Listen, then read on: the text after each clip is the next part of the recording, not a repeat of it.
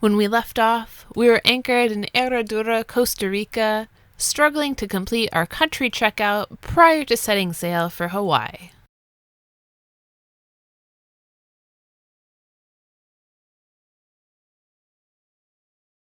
Well, it is just about time for us to get going. This morning here, it looks like there is a bit of wind. There's kind of a strong papagayo up north of us and a bit of that's wrapping around. Our biggest challenge getting out of here is actually having wind, as this is kind of the area of Costa Rica where there is no wind. There's no wind. This morning we got the boat all prepped, everything put away, and I think we're just about ready to get on out of here. Say goodbye to land for about 35 days. So here it goes. This will be our longest passage, both in terms of mileage and days that we've ever done. Straight line, or as straight as line as you can get. It's known as the Great Circle Route, the curvature of the globe. It's 4,000 miles from here. Our actual sailing distance will probably be a bit longer than that, just based on where we need to sail to stay in the wind and have favorable winds to keep on going. There's always a little bit of those pre-departure butterflies, especially before such a big passage like this. About 35 days to hopefully the big island is where we will make landfall first.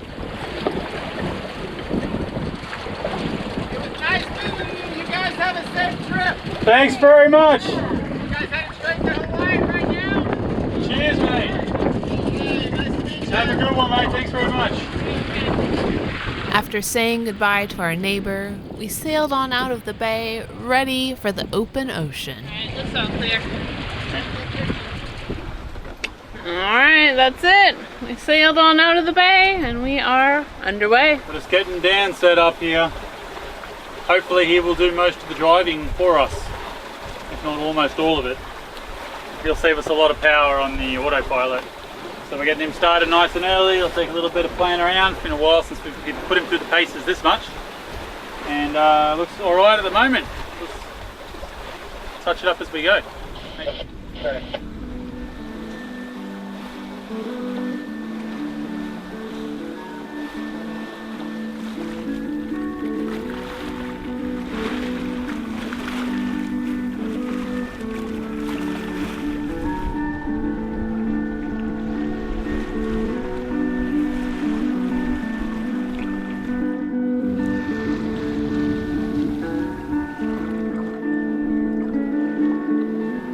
Going on down there? I don't know.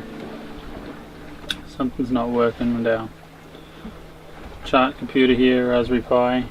Just seems to be frozen up.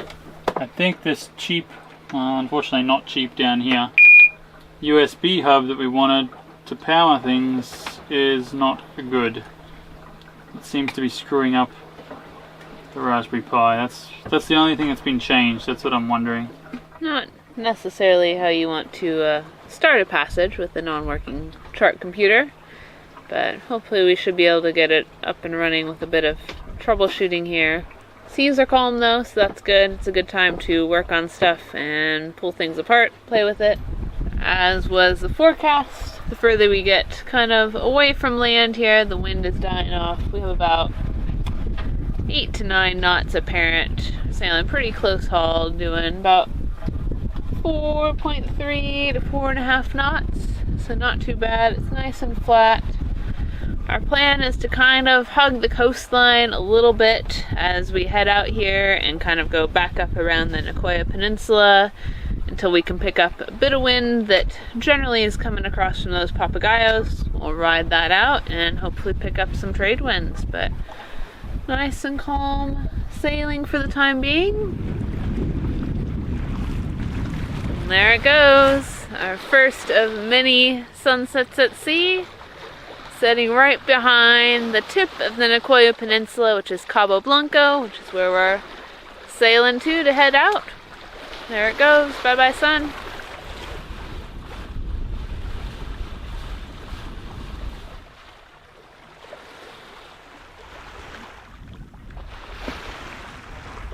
Well, as you can probably tell based on what's behind me, land, not water, we are not sailing right now. After Ty worked yesterday afternoon and evening trying to troubleshoot our problems with our Raspberry Pi, our charting computer, we continued to have problems throughout the evening and night.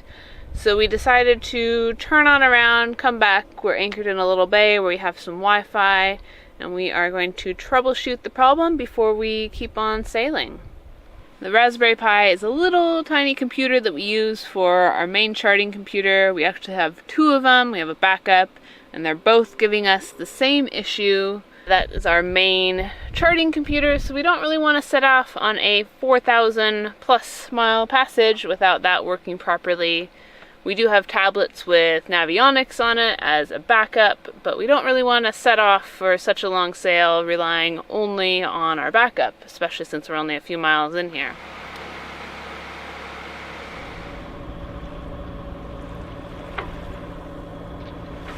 We're heading out. As you can probably hear, this is our least favorite thing to do, and that's turn on that engine.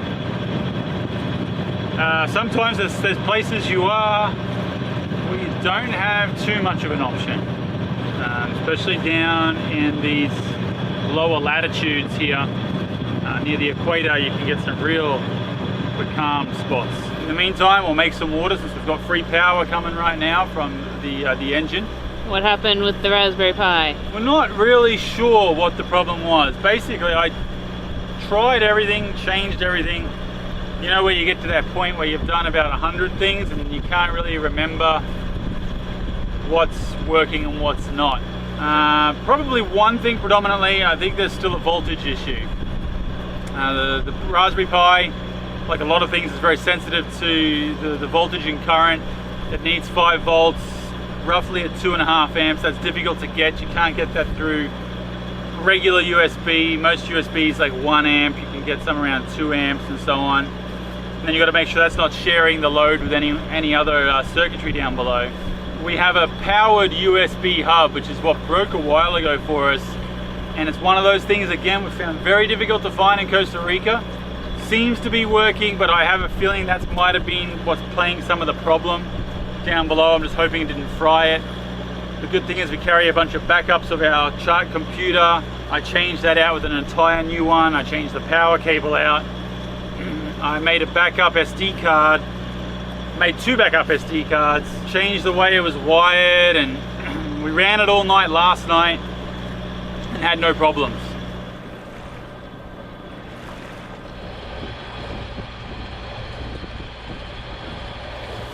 Well, the motor is off, and we've been under sail for the last, I don't know, 5-6 hours, something like that.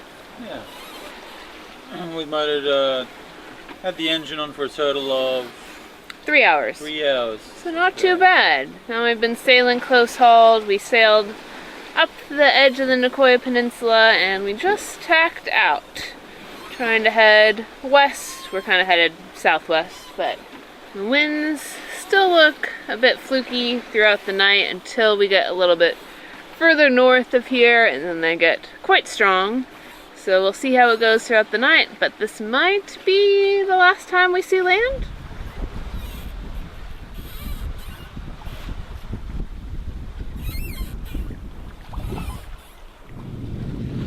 As the sun set, accompanied by dolphins, we enjoyed a peaceful, calm sail throughout the evening.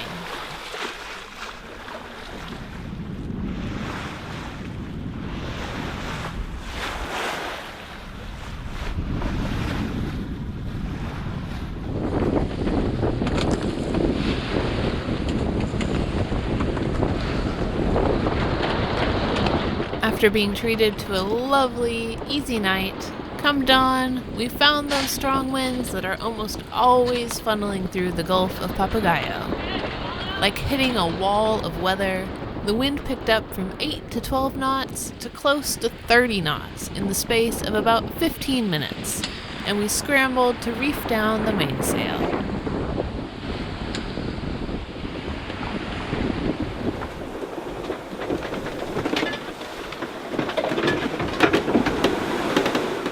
We altered course a bit to the south so that we could try to stay right on the edge of the strong winds, giving us a bit more comfortable sail.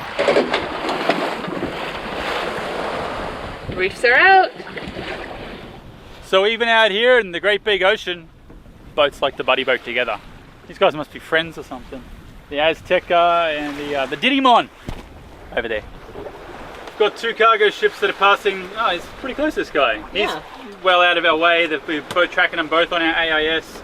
This guy here, anywhere between, well, 20 something meters and about a quarter of a mile is what it's telling us.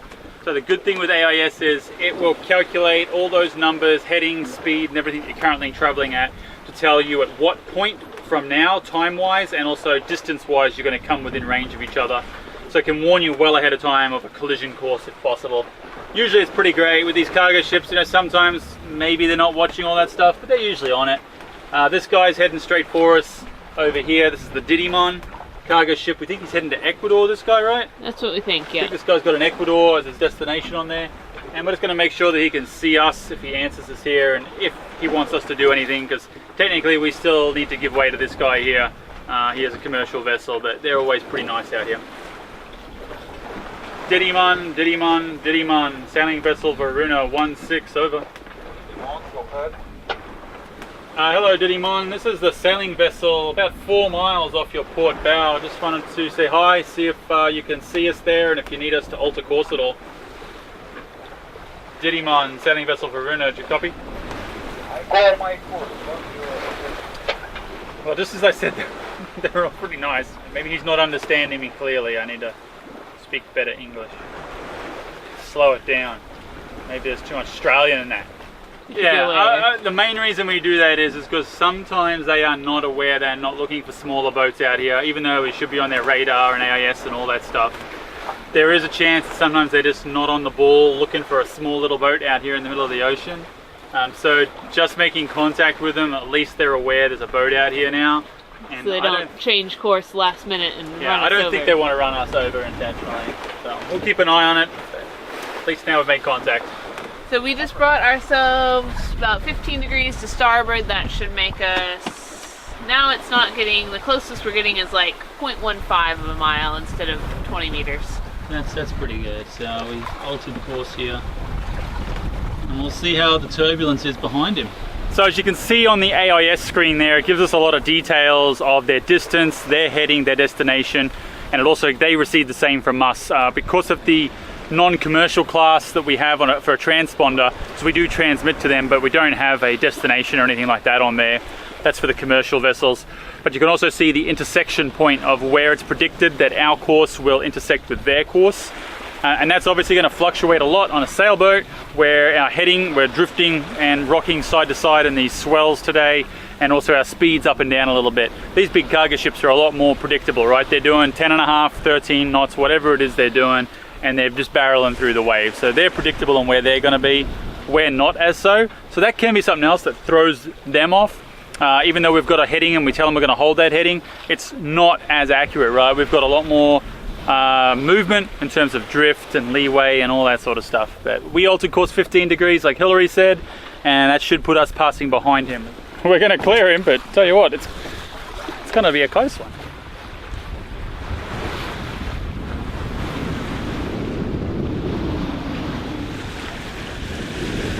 So Hillary just gave me the heads up that was a quarter miles that we passed within there. So glad we changed heading a bit there, it's nice.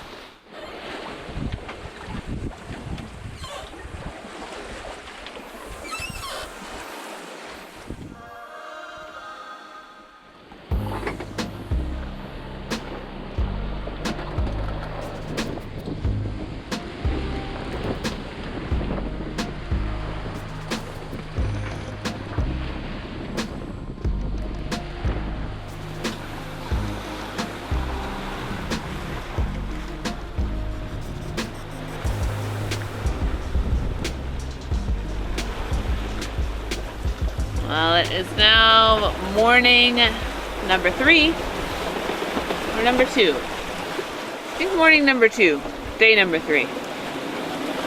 And it is quite blustery out, blowing probably close to 30 knots, but that's downwind, so it's nice. There's some very steep swells. Strong Papagayo blowing in the Gulf of Papagayo. hopefully as we make our way out, they're spreading out a bit and giving us a little bit more comfortable ride, but it's been a very, very rolly night. We're expecting this to last another day or so, and then hopefully we should be out of that area of really strong winds and just getting into some nice trade winds. We haven't been able to use our wind vane, our Dan,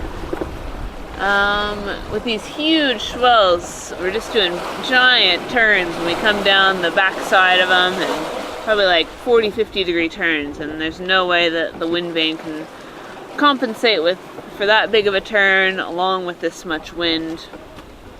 So we've just been using the autopilot throughout the night here. Last night, right after the sun went down, we put 2 reefs in the main since we were expecting these winds to come in. So we have the double reefed main and a full Genoa out. When a strong wind blows over an area for a period of time, it will build up wind waves. The longer the distance of water that the wind blows over, and the longer that the wind has been blowing for, the larger the waves. This is known as fetch. Waves caused by fetch tend to be very close together, and therefore very steep and uncomfortable compared to an ocean swell.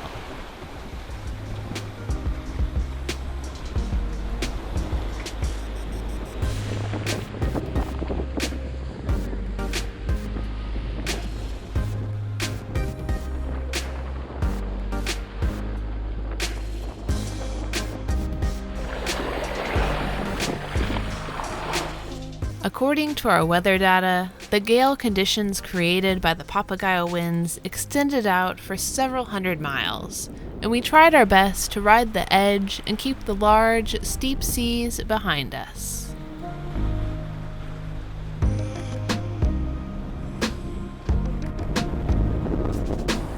Well, we have just arrived. We are headed back basically due west right now. The last 6 hours or so, we've been heading more south-southwest.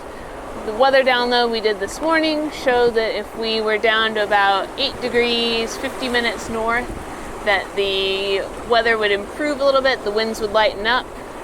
They have. We're now kind of in the low 20s versus the low 30s, which is great. Seas are still pretty much the same. Pretty big, pretty steep and rolly. I think it'll take quite a while for those to dissipate, but hopefully with the wind lightening up, slowly they will.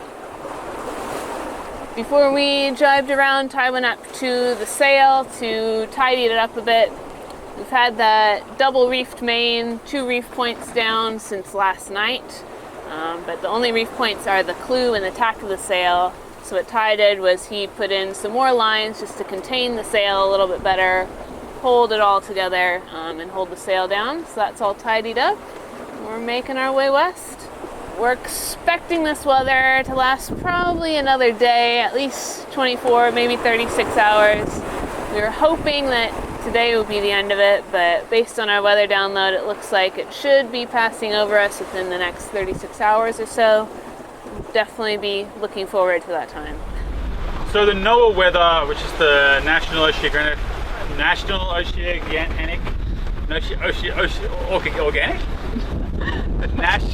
Oceanographic. Oceanographic? Oceanic. Oceanic or oceanographic? I don't know. Yeah, anyway. One of the text forecasts that we get is from NOAA, or the National Weather Service, and that gives a good breakdown by area. One of those areas that it does talk about in there is the Tehuantepec, which is north in the southern Mexico, has very strong winds, and also the Papagayo, which is in the bottom of Nicaragua there, and northern Costa Rica, which is where this wind is coming from. And it has to do with the strong gap winds coming across from the Caribbean and all that we know about. On top of that, it also noted that there's fresh to strong trade winds right now. But generally, that's what this weather is we're getting. It's a combination of winds from the Caribbean Sea jumping across the lowlands of Central America, combined with strong trade winds heading across west, and with that high pressure ridge that is kind of compressing all of that up against it, increasing those winds. Thanks so much for watching. We'd love it if you'd share this video with your friends, and be sure to subscribe so you don't miss out on our next episode. Until next time, adios.